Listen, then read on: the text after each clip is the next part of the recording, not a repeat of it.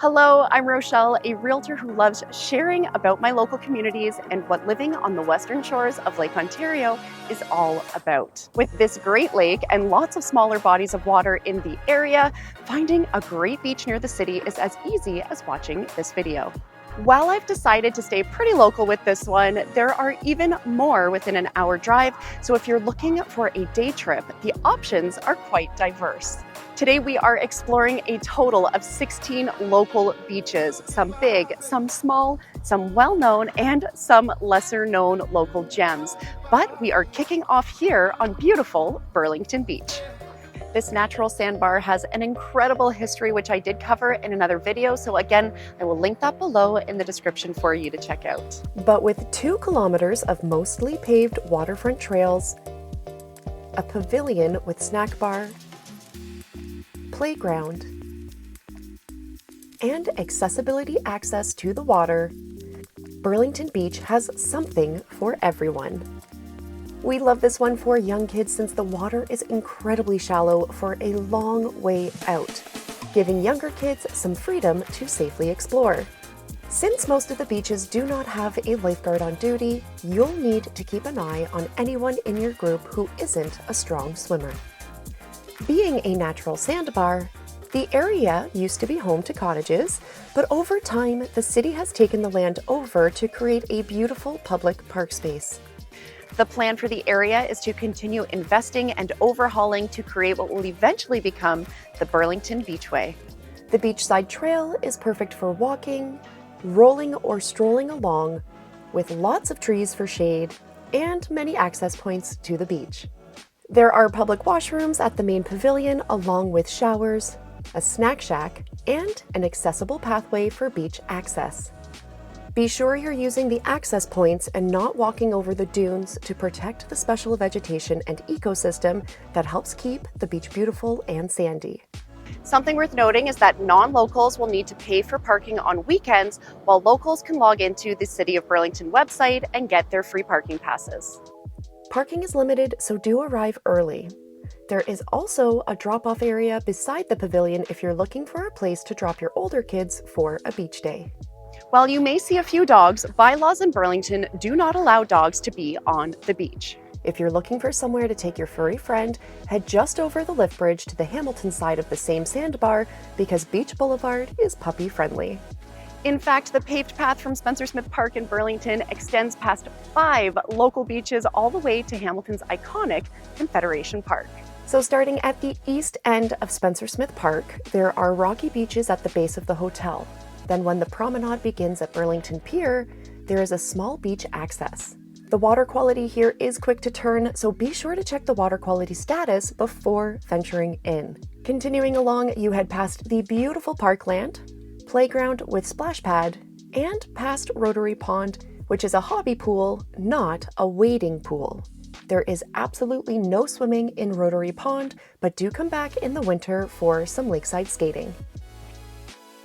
Continuing along the path, you come to the 2-kilometer stretch of Burlington Beach, which we just covered. Heading over the lift bridge, you first come to Beach Boulevard. This stretch of around 4 kilometers of sandy beaches and protected dunes are the beginning of the Hamilton Beach Trail. There is a small building just off the paved trail after the lift bridge, which has a water refilling station, an accessibility path to the beach, and public washrooms. There are also some playgrounds along the trail, but there are large gaps between them. This stretch is typically quieter than the beaches on either side of it, since it has limited parking and is surrounded by many historic as well as a growing number of new builds in the Hamilton Beach community. If you were to drive along Beach Boulevard instead of taking the Hamilton Beach Trail, you can take a left at the southern end, and this marks the beginning of Hamilton's Wagners Beach. The next 1.5 kilometers of waterfront is known as Wagners Beach, which takes a more rocky turn. With a few peninsulas of boulders and some amazing amenities that are part of Confederation Park, like the Lakeview, which hosts lakeside events, offers washrooms, splash pad, pool, as well as volleyball and basketball courts. There is also the famous hutches for your laid-back food options with a side of delicious ice cream. With lots of parking and amenities, This is a busy beach on those hot summer days. Continuing along this stretch, when you come to the parking lot just beyond Baranga's, which is one of my favorite Greek restaurants in the city and only open through the warmer months for a beachside patio, you've arrived at Confederation Beach. The entire stretch of Van Wagners and Confederation Beach makes up the Hamilton Conservation Area known as Confederation Park, which I did cover in another video, so check out the link in the description for a deep dive. But Confederation Beach is generally a little quieter, as much of it is blocked off by the water park, picnic spaces, batting cages, mini putt, etc.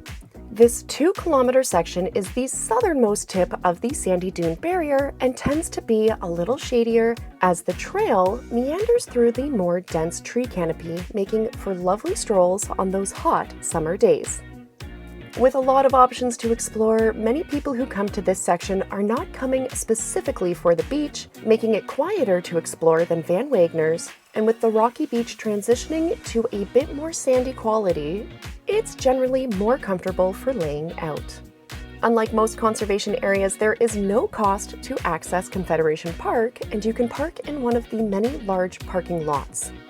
Bonus for those with kids, this is one of my favorite playgrounds with a washroom and easy beach access beside the pirate-themed park space. Now, if you are enjoying this video, please give it a like, subscribe, and click that bell to turn on notifications so you never miss an upcoming episode. Okay, so now we've covered a lot of the Lake Ontario beaches, but we still have 5 more to go before we can jump into the bodies of water on top of the escarpment. So let's keep heading in the same direction along the water. Confederation Park ended with waterfront homes in Stony Creek, and our next location is another conservation area in one of Hamilton's most desirable waterfront communities, 50 Point. It's known for the marina, with amenities like Limani Restaurant, fishing, pavilions, RV lots, compounds for hobby boats, and some lovely trails to walk. The almost 1 kilometer of beach here is sandy and can get busy on those hot summer days, so be sure to arrive early and save yourself a long walk to the beach. If you've got a boat, this beach is another popular one to hang out by on the lake, and in this case, it does have a boat launch. There is a cost to visit, so I will link the website in the description below so you can check out current pricing. As you leave Hamilton and cross over into the Niagara region, you'll find a few more beaches along Grimsby's shoreline. Continuing south, we come to Casablanca Beach with a lakeside trail, a gravel as well as more sandy beach on the almost 1 kilometer shoreline, as well as a small pavilion. It's not the biggest beach around, but it is a lovely place to explore if you're in the area. Heading along, we pass some smaller waterfront parks better suited for launching a sup or a kayak than to take a dip. And you can even explore Grimsby Beach with its beautiful and unique cottages known as the Painted Ladies. But if you're looking for a family-friendly lakeside park, Nels Beach has you covered with a playground, waterfront access to the approximately 500 feet of gravel beach, picnic tables, beach volleyball court, and on-site washrooms. There's something for everyone. Heading up the escarpment, let's move back towards Hamilton to one of the fastest growing neighborhoods in the city. Of course, I'm talking about Binbrook. With a 391-hectare man-made lake, you can enjoy the Binbrook Conservation's beaches. This is a unique conservation area because it offers so much variety. There's treetop trekking for all ages with a kid-friendly area as well as a challenging course for older kids and adults. You can bring your own paddle boat or rent one on site, but it's the beaches we're focusing on today, so with a splash pad, washroom facilities, pavilions you can rent, and picnic tables throughout, this is a great place to have a beach day. One of my kids' favorite things to do here are the incredible water obstacles. There is a fee to enter the conservation area and a separate fee to use the obstacle courses, so check their website for current costs, which I will of course link below for you. Heading along the escarpment, Hamilton's Valley community of Dundas is home to Christie Lake Conservation Area. With 360 meters of sandy beaches, washrooms on site, and moving water to help keep the lake clean for swimmers, this quiet escape in the city is one of my kids' favorite places to explore. The parking lot is a bit of a walk, so you may find it easier to use the drop-off area for your things than go park the car. There are almost 10 kilometers of hiking trails that circle the lake, which are great for biking, as well as disc golf and paddle boat launches. Being a conservation area, there are fees associated with entering the park space, which I will again link below for you. There's a cute RV campground on the escarpment not too far from Christie Lake, known as Gullivers Lake. Being a 14-acre lake with floating docks, a sandy beach area, and paddle boat or kayak rentals, Gullivers Lake offers a wonderful opportunity to spend some time at the beach on this calm, spring-fed lake. Ready for another Hamilton conservation area that offers a variety of things to do? Valen's Lake is about 140 acres and was created in 1968 to help prevent flooding in the surrounding watershed and has become a local favorite for camping, fishing, swimming, and more. With small cottages, campsites, and RV spots, this beach has lots of swimmers every summer and offers washrooms, volleyball courts, and some spots of shade from the hot sun. Not much further north, you'll come across Emerald Lake. This is another RV and camping location that features a lot of diversity in water activities, making it a local favorite. There's a 200-foot water slide, 3,400 square foot splash pad for the younger kids, boat rentals, washrooms, and a snack bar. Add in the 5-acre spring-fed quarry that offers swimming, diving area, water trampolines, rock climbing wall, and a water obstacle course. With picnic areas, kiddie pool for littles, playground, beach volleyball and basketball courts, sandy beaches, picnic tables throughout, as well as pavilions you can rent, Emerald Lake is an amazing place to visit for the day or stay for some camping. If you're finding this video helpful, please give it a like, subscribe, and click that bell to turn on notifications. And if you are a local, please share in the comments what your favorite beach location is. Heading east along the escarpment, we come to Kelso Conservation Area in Milton. Known for its mountain biking trails, skiing in the winter months, and summer camps for kids out of school, but its sandy beach with boardwalk, washrooms, and snack bar are what we are looking at today. This beach is one of the few to have a lifeguard on duty in the area, and while the swimming area is a bit smaller than others, the scenic views and paddle boat opportunities make this beach a little extra special. Again, being a conservation area, there is a cost to enter, and I will link their website for current pricing in the description below. All right, time to come down from the escarpment and head back towards Lake Ontario. Let's start checking out some of those beaches in Oakville.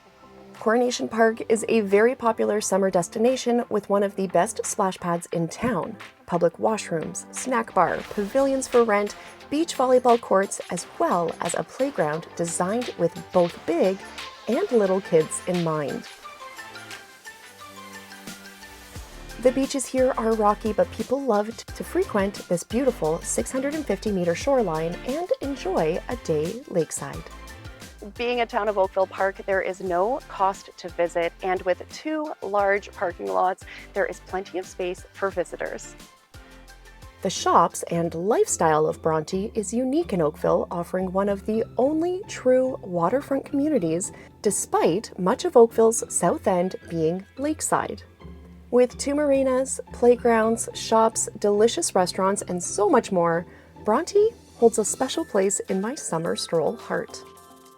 While some people assume the beach is a part of the Bronte Heritage Waterfront Park System, it's actually a little further west off of West River Street.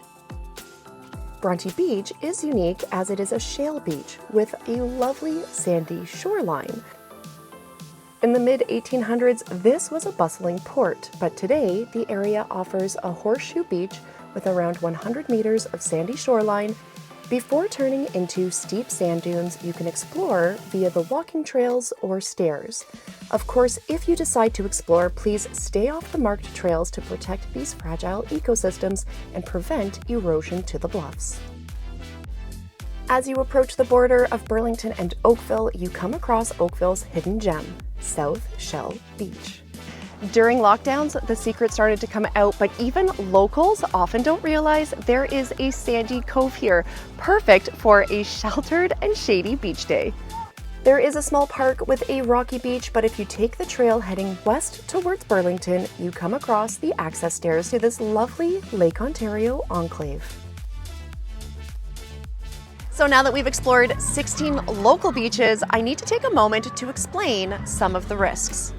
First, most of the beaches do not have lifeguards.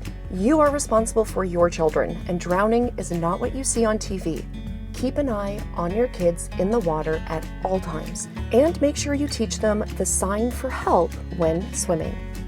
Next up is the water quality. You need to check this every time you go, and do not swim if it's not testing as safe.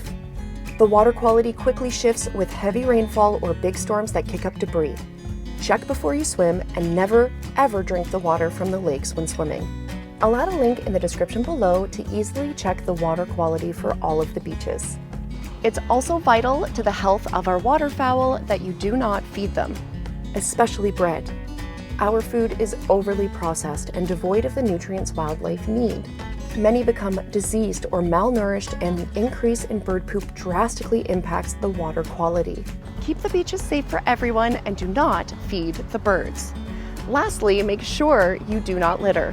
Whatever you bring in, bring out, or dispose of responsibly into the garbage receptacles on site. Don't be the person who litters in our nature spaces. Of course, if you're thinking about a move or have any questions, I am happy to connect. You can find my contact and socials in the description below. And if you follow me on socials, don't forget to say hello so I can follow you back. Until next time, keep it genuine.